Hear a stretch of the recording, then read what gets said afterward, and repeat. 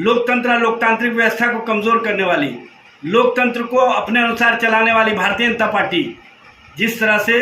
देश में महंगाई बढ़ रही है, देश में भ्रष्टाचार को शिष्टाचार और सदाचार का रूप दिया जा रहा है, देश में ऐसा लग रहा है कि सरकार नाम की कोई चीज़ नहीं है, उससे ध्यान भटकाने के लिए, उससे ध्यान हटाने के लिए भारतीय जनता पार्टी नए कवायद में लग गई है। भारतीय जनता पार्टी को 10 वर्षों की सत्ता में जिस तरह से संविधान और संवैधानिक व्यवस्था को कमज़ोर किया, जिस तरह से लोकतंत्र और लोकतांत्रिक व्यवस्था को कमज़ोर किया, जिस तरह से अपने मन मुताबिक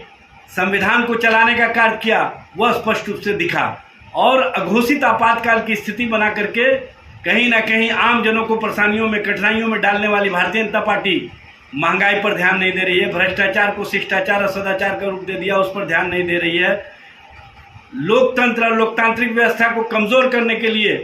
विपक्षी दलों को एजेंसियों के माध्यम से टारगेट कर रही है और अपने लोगों को बचाने के लिए उन्हीं एजेंसियों के माध्यम से सप्लीमेंट्री चार्जशीट में उन लोगों का नाम हटवाने का काम कर रही है। भ्रष्टाचार को शिष्टाचार और सदाचार का रूप देने वाली भारतीय जनता पार्टी 25 जून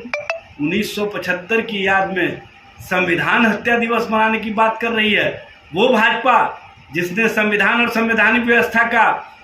कभी भी ख्याल नहीं रखा, वो भाजपा जिसने लोकतंत्र और लोकतांत्रिक व्यवस्था को कमज़ोर करने के लिए कौन कौन से कृत्य किए हैं ये बताने की आवश्यकता नहीं है। भारतीय जनता पार्टी आम जनों को जिस तरह से कठिनाई और परेशानियों में डाल करके, जिस तरह से